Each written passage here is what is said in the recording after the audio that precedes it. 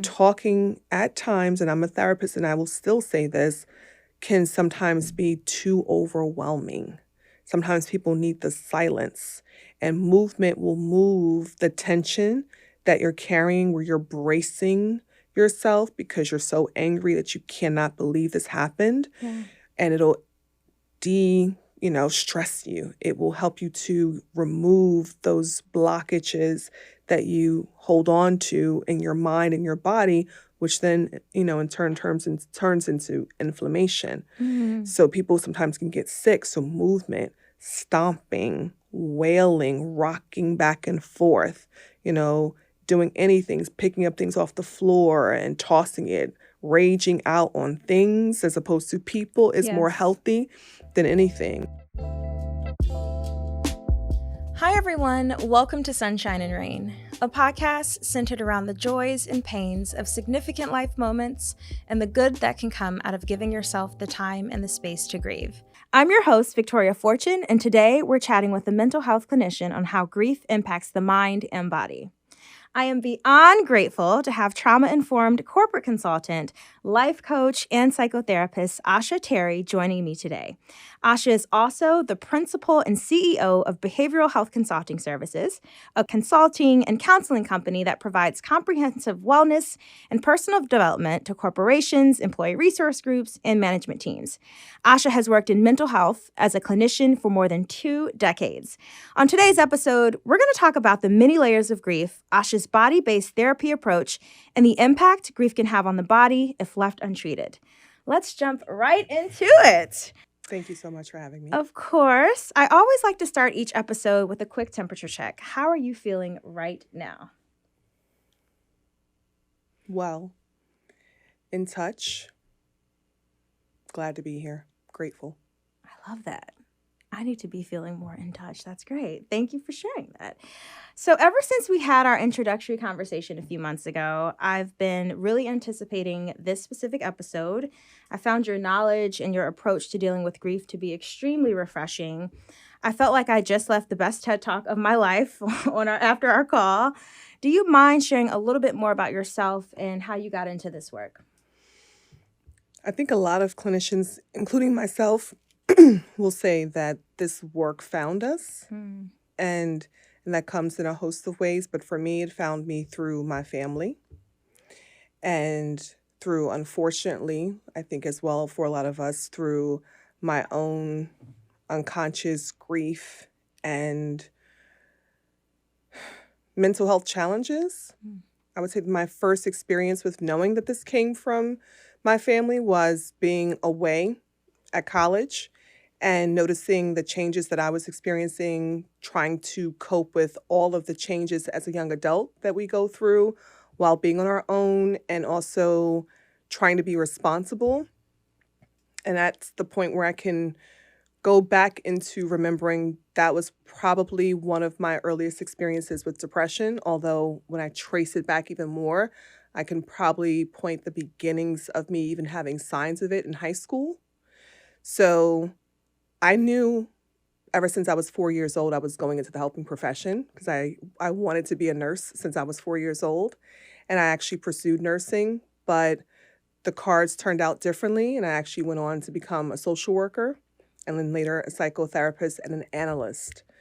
So when I did my own individual work in therapy, that was when I discovered, oh, okay, yeah, a lot of these signs of what I'm experiencing go way back to my family history and way back to earlier childhood experiences. And so it was definitely for me the right decision to pivot and go into mental health counseling and become a therapist. And so for me, I think now being in private practice and being able to do the work that I do, in the way that I have the flexibility and the creativity and the breadth of knowledge and available perception of things has really benefited not only me but my clients. So that's sort of the short answer. Wow. You talked about being in high school and experiencing depression. Did you have the language back then to name that emotion? Like, did you know you were experiencing depression, and how, if you did have that language? I didn't have the language, but I have vivid memories of what I felt like in my body as early as 16. And, this is like 2 decades ago, plus that I didn't have people around me that use terminology like mental illness or these mood disorders, depression, anxiety, etc. But I definitely remembered there being distinct times where I could feel how differently my body would respond to stress or to environments or to people. And those memories are so vivid that I believe children, I believe teenagers, when they are experiencing similar signs of anxiety and depression. And it's why I advocate so much, just even in personal spaces with loved ones and friends, that children are people with their own personality and their own depth and their own feelings, and it should be greatly respected. And so I just know that although I didn't have the language, I did have some insight, and I knew serendipitously before age 18 that the environment in which I was living was an environment I also had to leave. And so I had a plan, I had a strategy as early as 18 that when I graduated high school, I wasn't going back home. I wasn't going back to the same people that I grew up around. And in some ways, my sister set that path for me, and I kind of followed behind her because she left home early too. And we didn't have, you know, a completely traumatic upbringing, but there was definitely some early childhood traumas. And we had some other moments where we were, in some ways, able to repair some of those traumas, but then we had re-trauma. So, yeah, I had those signs and I experienced those symptoms really early. Yeah, and you made mention that you experienced it in your body at the tender age of, however old you were in high school. Can you talk to us a little bit more about your body-based therapy approach? I've never heard that term before we talked last month, and I was very intrigued and very interested in learning more. Yeah, so somatic experiencing, as it's called, or somatics for short, it's a Sanskrit word that means body, so body of the cell. And so we now know in science that trauma lives internally, and the way in which it's expressed through cellular change is what happens to chromosomes when a mother is pregnant, and what passes down through that cell's interpretation of stress on the mother, which is why when I first went into clinical work, I used to do extremely thorough, very lengthy analysis and assessments with my mothers because their children were being brought to treatment at 5 and 6 years old. Why would a child at 5 or 6 need to go to therapy? Right? And sometimes mothers would come in with multiple children that needed to be in therapy because how do kids come into therapy? Usually by way of the schools that refer the parents to therapy. And unfortunately, for Black and brown parents, it's almost weaponized, such as if you don't get your child therapy, they can't come back to school. Yeah. That's happening right which is now. illegal. Oh my Yeah. goodness. Now, the way that some of these systems unfortunately will weaponize parents is they'll say, well, it's medical neglect because your child is disrupting class, or they're tapping on the desk, or they're walking out of the room, or they're having these impulsive episodes where they're getting out of their seat or talking out without raising their hand. So it looks like ADHD or disruptive disorder or even conduct disorder. But sometimes there are other things that you can't see to the naked eye, such as that mother might have been a survivor of domestic violence, and she might have been that while she was pregnant. So by the time you have children coming into therapy as young as even 4 years old, sometimes for intervention, but 5 years old is clinically the age in which you can start diagnosing children. Yeah. So I would see that, and all of these things would just point to, things that I was noticing that mothers were experiencing with their children in utero. So as I grew, and it took decades into me learning about somatics, I started actually experiencing it with myself. I took some training on it, And I found it really useful during the pandemic, particularly when people were very keyed up because they didn't know about their health status, their family's health, going back to work and being close to people in the office. And I found it was much more effective with talk therapy as opposed to talk therapy as its own individual entity. Yeah. So when I integrated somatics into talk therapy, my clients actually started to heal deeper. They started to report symptoms that were much less aggressive than some of the things that you could see with people being severely depressed. So, for example, someone who would have recurring episodes of depression where every 4 to 6 weeks you could see them not wanting to get out of bed or go to work, or crying spells, or overeating or avoiding eating, would now within a couple of sessions let me know that they were able to cope with some of the short-term stressors without having these explosive episodes at work, or they were able to not say something impulsive during a meeting because they would get so aroused, because they would use techniques that we would learn, they would learn in therapy that they could utilize where no one necessarily knew what they were doing if they were doing a remote or a virtual session or doing virtual work. So for me, it was much more effective for people who have complex trauma, which is developmental trauma you see over a lifetime, Yeah. and then using it on myself. So anything I oftentimes offer my clients, I've benefited from too first. Yeah. Yeah. That's so interesting. You said trauma and you mentioned grief, and I often struggle with this. Can trauma and grief, can those two words be used interchangeably? No, not necessarily. Now, what can happen is they can be related. So you can have people who have a traumatic grieving experience or traumatic bereavement, which is the period of time where people are experiencing and expressing deep sorrow, which is what bereavement is. How it can be traumatic, for example, I just spoke to someone who was consulting with me about a loved one who lost a teenage son by murder. And it's been a year since that person's passing, and the mother has a shrine of the loved one in the house with all of their belongings. She's wearing items of clothing with the belongings face pictured on it and showing up for work but not performing optimally. Now, in certain communities, that may not seem to be different, unusual, or strange. But in our Western culture, if you're not recovered, let's say, from a grieving experience, then people might medicalize you, refer you to therapy, refer you to a doctor, encourage you to take medication. Now, that's not my belief. But in that way, the way in which her loved one died, the way in which she experienced death by her child's murder, and how she was able to cope over now this, year later, where she's not able to move through her life with some agency separate from the death, I would say has been traumatic, right? Because what trauma is, and it is a word that we often overuse in some cases, trauma is the body and mind's inability to cope with and recover from events that you cannot mentally or emotionally resolve.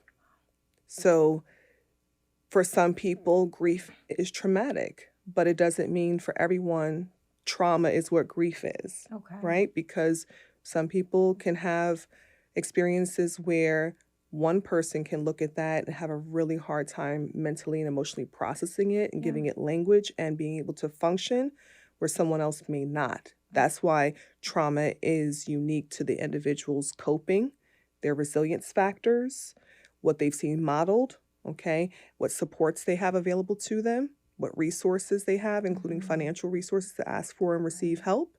And so some things are not traumatic to other people as it is for others. That makes total sense. So do you believe that one can be born with trauma, but not necessarily born with grief? Exactly. Okay. Exactly, because trauma has context to it. There's always a circumstance that surrounds it.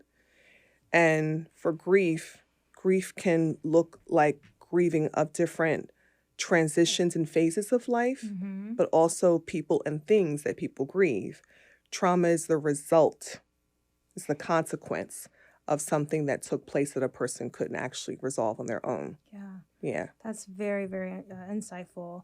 So sometimes finding the language to describe how you're feeling and experiencing painful situations that can be very difficult. Oftentimes people go through breakups, job loss, fertility issues, and they experience these heavy emotions. And I've found that sometimes they don't name it as grief. Why do you think people have such a hard time associating these heavy emotions beyond the loss of a loved one or the loss of someone? Why do you feel like I feel like people have a difficult time associating those emotions with grief directly? Again, I think it's unique to all of those things I labeled, people's internal resilience factors, and what their mind is able to tolerate at the particular time of an event. So, for example, let's say pre-pandemic and post-pandemic. Pre-pandemic, you would meet individuals that could experience one or more life stressors, and it may not set them back physically, financially, mentally, because they were able to recover because they had these resources, people as a resource, access to their family, time away from work, money that could buy them, services.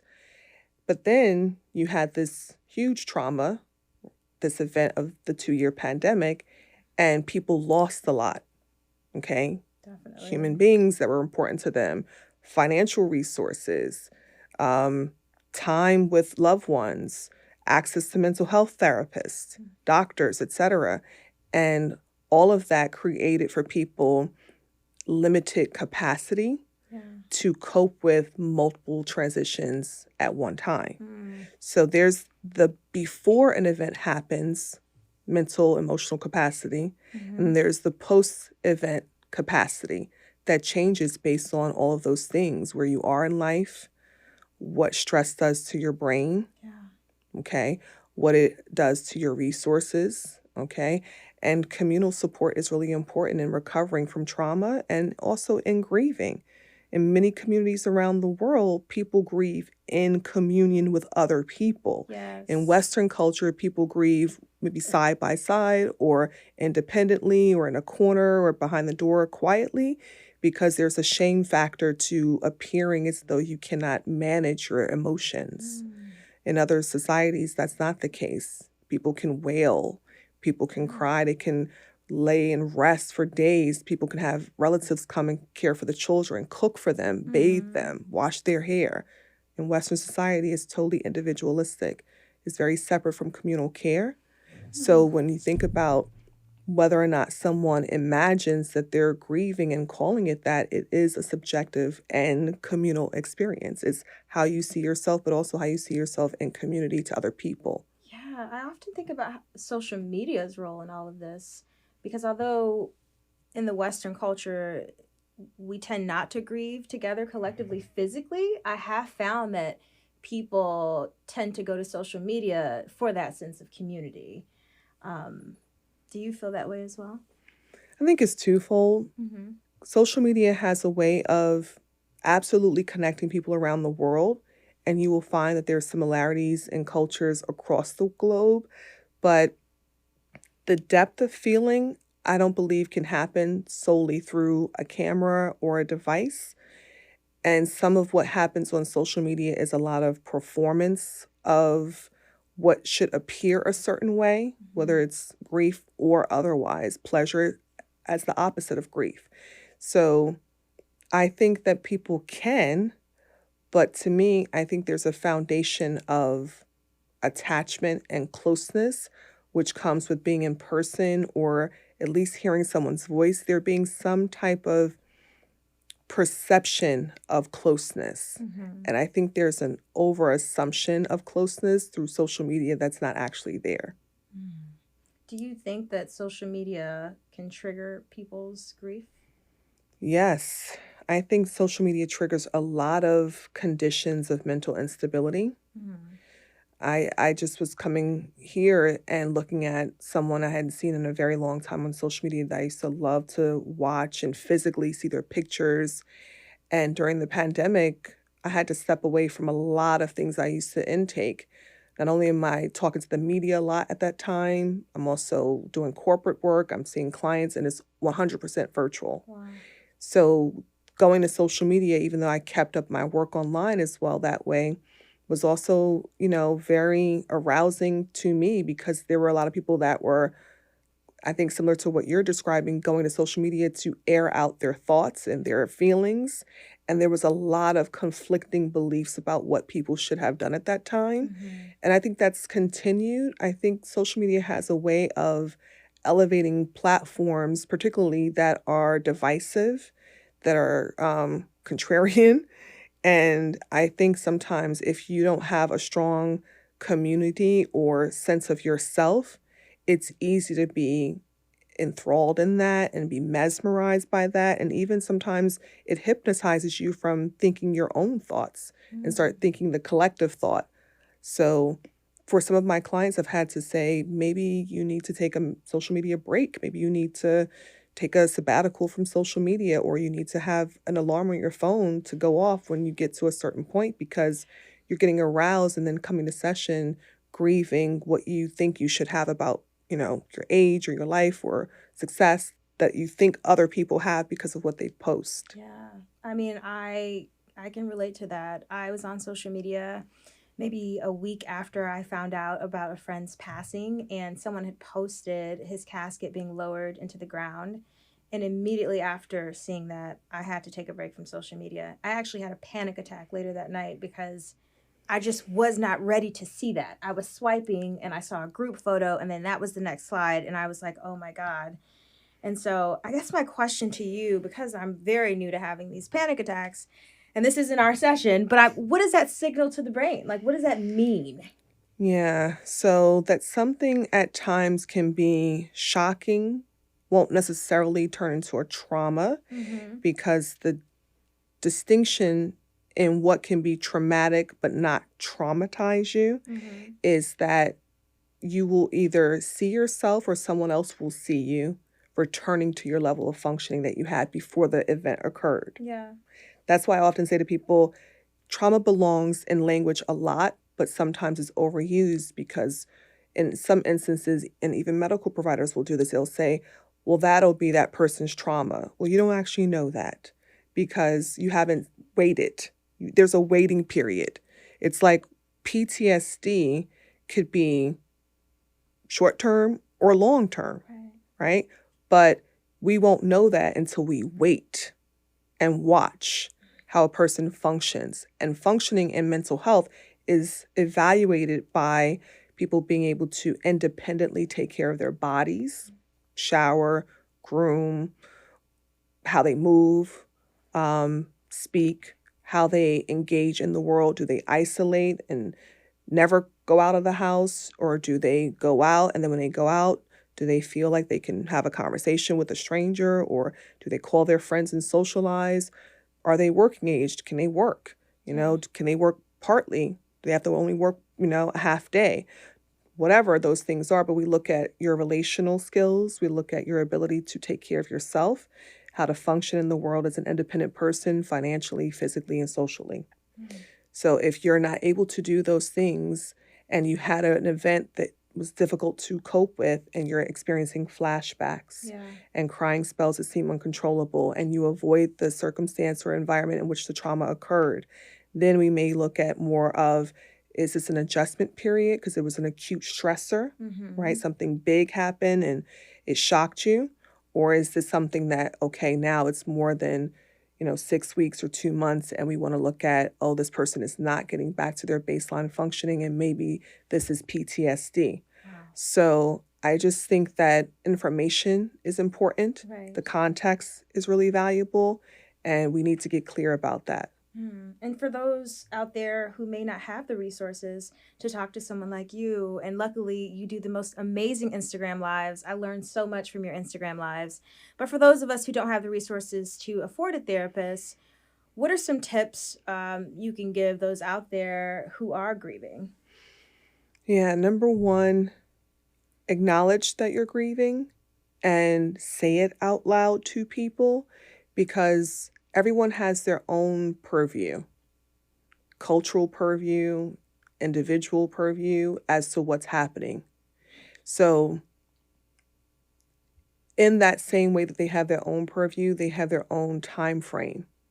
And there are a lot of biases that we come to just by living in this world.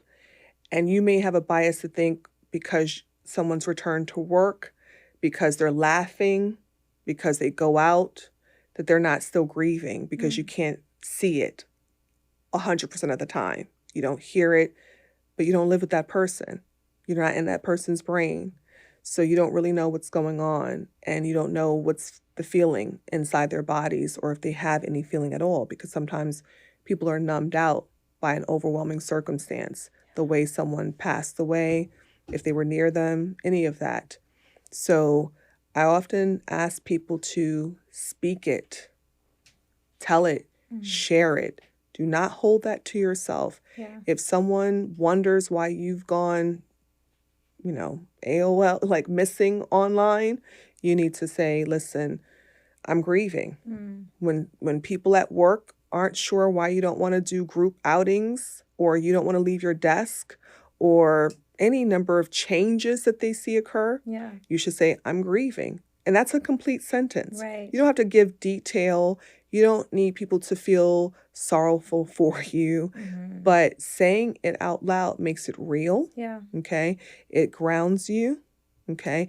It hopefully nurtures and honors and respects the person that you're grieving. Yes. Okay. And so that you can keep that memory however you want to keep it close enough to you. Yeah. So it matters. And hopefully you will then come into contact with other people who remember what bereavement is, and not make you carry that weight alone. So they don't have to interrogate you or wait for you to reach out. Hopefully they will then reach out to you. Hopefully they will come to your house with food. Hopefully they will walk your dog. Hopefully they will do those things because they remember so for them, and they're just treating you as humanly as they would want to be treated. Yeah. But it's important to say it out loud. So that's one. Post it if you want to post it. Talk about it. Share stories. Do videos. Share your loved one's photograph if you want to. But here's the caveat with sharing, which goes back to what you pointed to. Right. When when my father passed away, Sorry to hear that. Thank you. Yes. My cousin was almost like my father's child. That's how close he was to my dad. And he was his caregiver for a long time when I lived out of state from where my father resided. And as a family, but it was the young people's, my cousin and I in the family, and my cousin was very, apt to post things on social media. When the time came that my father's funeral was planned and we were going to execute it, I had to let the family know, as per our needs, we would politely ask you to not post photographs of the funeral or the burial on social media, because we knew there were going to be relatives and friends that would do that. And to me, that just felt inappropriate. And I just needed to say that so that I wouldn't become triggered if I saw that. And so for me, it's also really valuable to preface when someone passes, what are the protocols for your family? Ask that question, or tell people what the protocols are for your family and loved ones, because that should not be seen on social media if that's not what your family, subscribes to. And sometimes it's the way that people find out news for the first time. And I don't think most people want to know that way the first time. Yeah. So just respect people's wishes, say what your wishes are, and be explicit. And another thing is find a group support. There are a lot of organizations, including NAMI, which is the acronym NAMI. NAMI.org provides around the country free virtual and in-person support groups for the bereaved. So find a support group. And in most cases, if you have any kind of insurance, even Medicaid, you can find support groups in local hospitals. So you go to the administrative desk, first floor, or go to security and ask for the administrator of the hospital or the nurse's desk.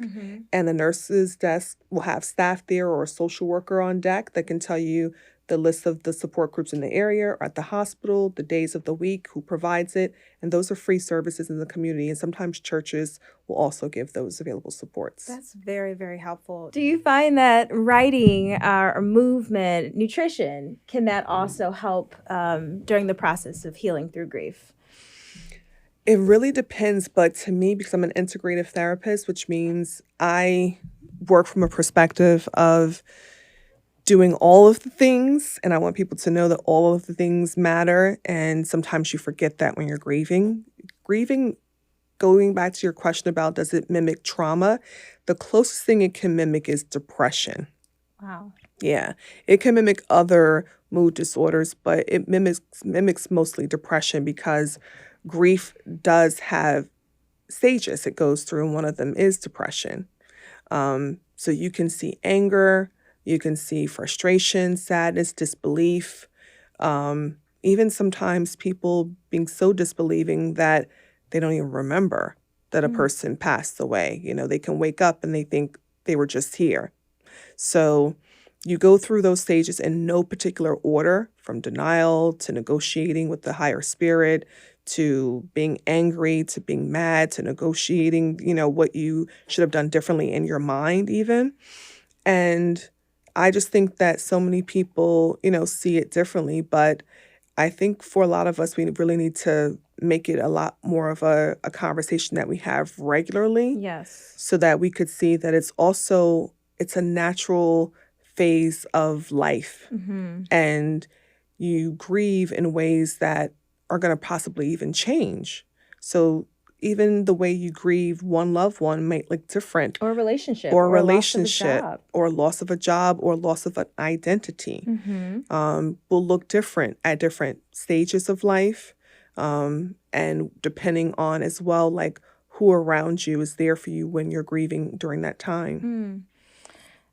Everyone who's come on this show, we're all huge music lovers. I'm a huge music lover. And when I'm feeling like I'm in a funk or I'm grieving, I either go to my friend's house for a nice gong sound bath, or I'll put on my favorite playlist. Do you feel like music can be healing when going through grief? Absolutely. Absolutely. I think for a lot of cultures, music is one of the traditional aspects of bereavement. Mm-hmm. So people will drum. There are drumming ceremonies when people pass away in certain cultures.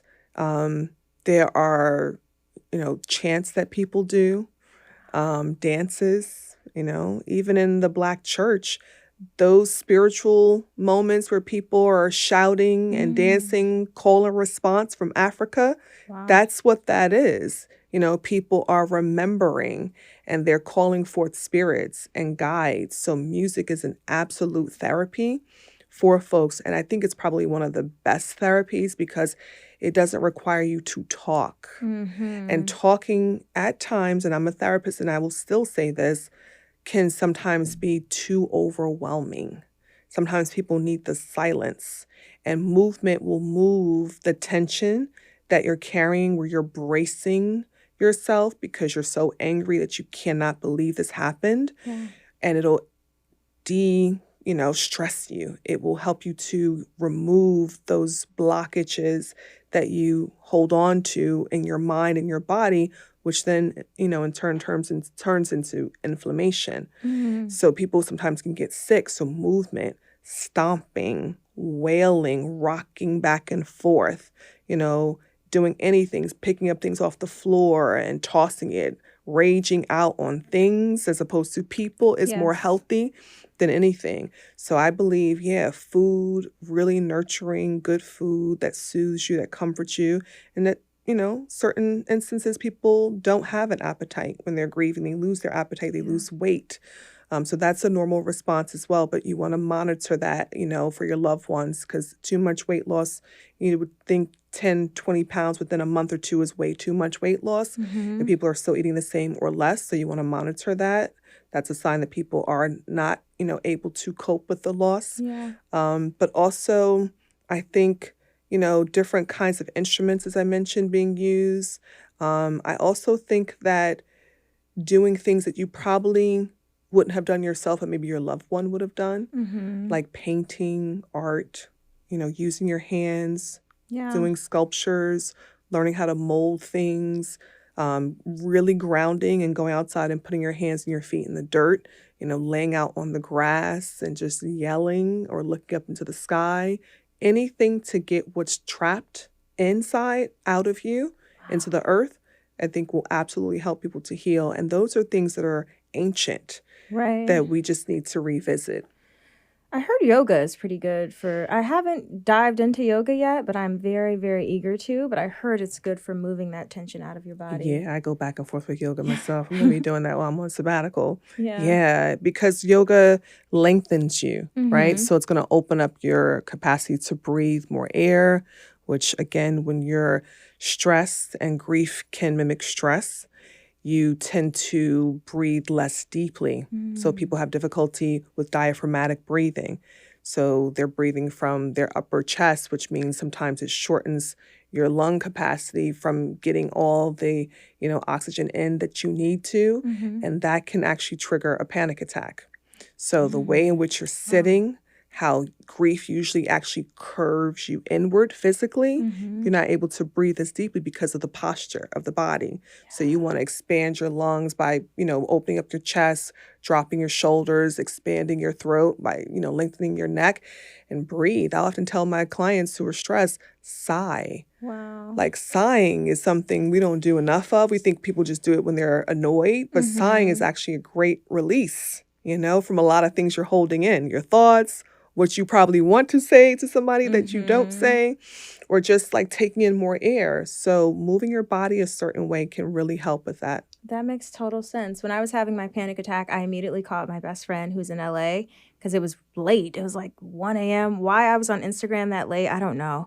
But I called her and she's like, Vicky, stand up and just breathe with me. And we breathed because I was on the couch curled up, and she's like, stand up, breathe with me. And we did that for like 30 minutes. She stayed on the phone with me for 3 hours and I got through it. That's a good friend. She's a great fan. I love Samantha.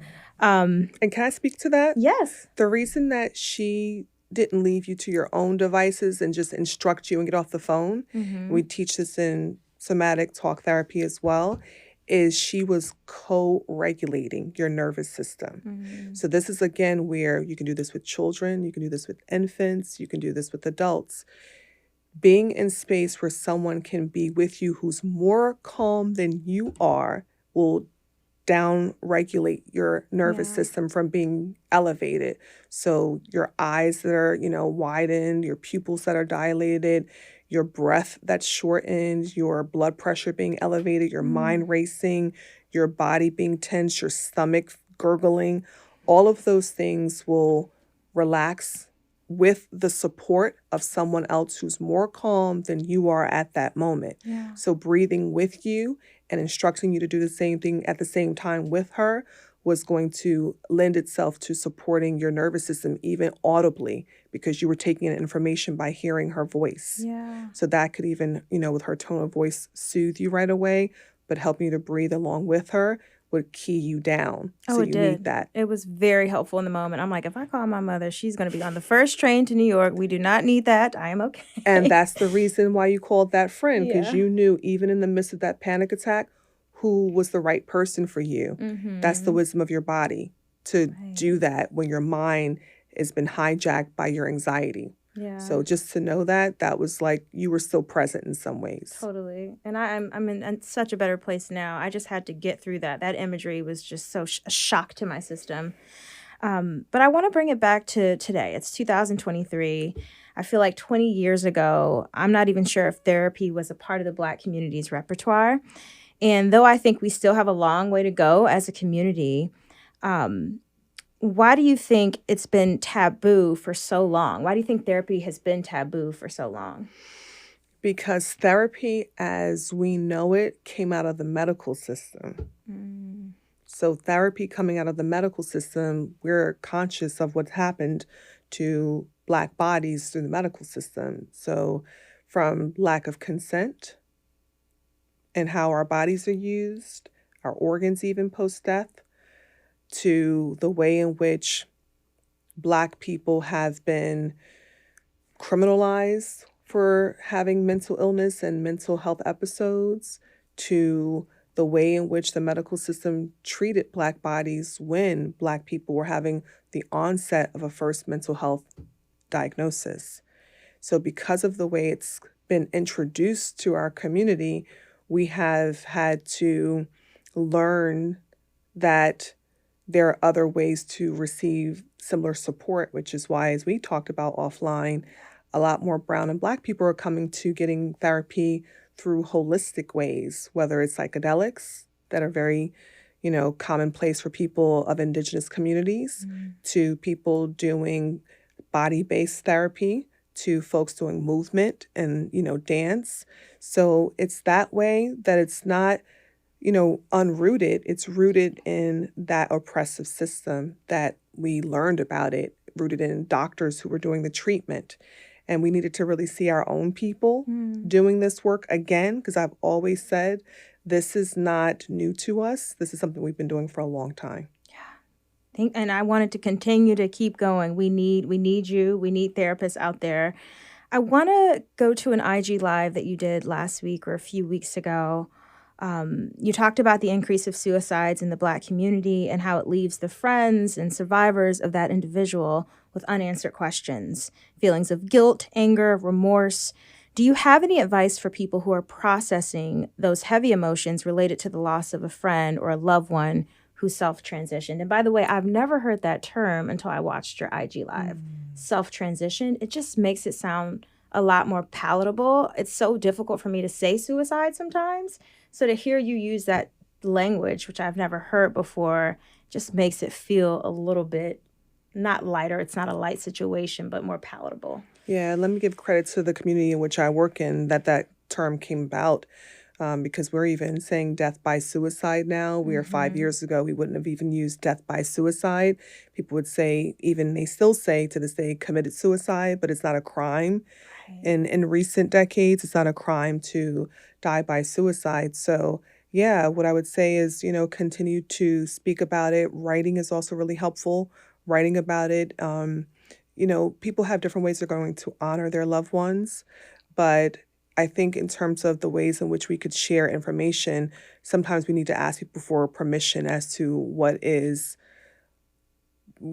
a pathway to connecting them to some kind of help and support. Did I answer your question? Yeah, it did. Speaking of help and support, are there any resources that you can share if people are having dark thoughts or they're having suicidal ideations? Are there any hotlines or websites that you can encourage them to visit? Yeah, so thank God for the evolution of cell phones, because now you can text if you don't want to talk. So the National Suicide Prevention Lifeline, which has its own 1-800 number, is also now offering text. So you can text 988 and you'll have a crisis counselor available 24/7 to talk to via text messaging. If they need to elevate the call to phone, they can then get you on a phone if you want to talk. They can connect you in your community, whatever state and city you live in, to an ongoing provider, whether it's someone free, low cost, or covered by your insurance. So absolutely, I always refer people to the Lifeline text 988. And then you can also Google the National Suicide Prevention Lifeline, as well as look up the organization I mentioned earlier. NAMI, which stands for the National Alliance for Mentally Ill, is a really great organization that does an annual walk to raise funds to keep the organization thriving. It's located in the 50 states, and it offers now more virtual groups because of the pandemic. They're keeping people safe, but also trying to make it more accessible. So they usually offer support groups multiple times a month for different types of concerns people have. So support groups for family members that are living with people with mental illness, plus for people who are grieving, bereavement groups. Yes. Those groups are often after work or in the morning. They're free. They happen again in local hospitals or virtually as well. Some of those groups are also facilitated by social workers or people who've experienced whatever the group is about. Okay. So grief as an example. So go to NAMI.org and look that up in your local state and find the chapter to volunteer and to donate and to share. And then also look up low cost and affordable therapy. I used to be a therapy provider and coach for an organization called Open Path Collective. They are getting a lot of tracking by following us online, and a lot of clinicians who are working with them. And Malik Teal, by the way, is on their board. So we have really been trying to make sure that people can know there is affordable treatment and you can go through that same route to use your insurance, but also you can get a therapist, same credentials as me or anyone else that's qualified to treat you, same quality of care, but it's going to be a way lower cost than working with someone out of pocket. That's amazing. Lastly, how can we support your work? And are there any last words that you want to leave with our guests? Yeah, so people can follow me on social media. That's the best possible route to, I always say, vet people that you're going to work with or you want to know more about. So you can follow me on IG. I'm at Asha Tarry or Asha Tarry Mental, specifically for mental health tips, education, and prevention. And for people of color who are working professionals, I have a new page called The Rest Doctor because the pandemic, hopefully, if anything, taught most people to rest more. This work is not going to save us. So definitely follow me if you're a professional of color there. I'm really looking to elevate conversations around the ways Black and Brown people perform and perform labor. And so I would absolutely ask people to support that and let people know that it's there. We're going to be doing many more lives about that. Tonight specifically, I'll be sharing more information about ways that people can use nutrition. That's another, entryway for people to sustain and to learn how to sustain their wellness without medication. So for a lot of us, we don't want to take medication, and there are lots of reasons for that. If you want to know how to do that, there are links to my site that I give. But I would just say do that. Just come online, watch, ask questions, DM me. Don't put any personal information in the DM because we cannot keep track. And that's also not a best practice for you because it's not confidential. Yeah. But absolutely do that and support that. And that's enough for me. Awesome. Well, thank you so much for joining me today, Asha. You've been a blessing to share space with. I'm very grateful that you've taken the time out of your day. I'm also grateful for all the gems you so willingly share on Instagram because for people that may not be able to, or that aren't ready for therapy, that's number one, or may not have the resource for it, just going to your lives and to be able to check in and out at your own leisure and your own time, it's a gift to the world, and you are a gift to the world. And so I'm just so grateful that God has called you to do this work because we need you here. Thank you so much. Of course, thank you. As always, thank you for trusting me and for being open and vulnerable with me. You also shared some of your personal life, which I truly appreciate it because when you do this, it gives others permission to do the same. Thank you. Thank you for having me as a guest. Yes, thank you. And that's our show. I'm your host, Victoria Fortune. Taylor Hosking is our producer. Our recording engineer from this episode is Josh Wilcox at Brooklyn Podcasting Studio. Our cover art was designed by Shaquille Greeley. Music is from Epidemic Sounds. You can join our community on Instagram at Sunshine and Rain Podcasts, spelled out as one word. And if you enjoyed this episode, please subscribe from wherever you get your podcasts. While I love building this community that I hope can support each of us on our healing journeys, I want to remind you that Sunshine and Rain is not intended to be a replacement for therapy or seeing a licensed health professional. I encourage everyone to seek out professional help if needed. Thanks again for joining us, and I hope you have a bright and sunshiny day.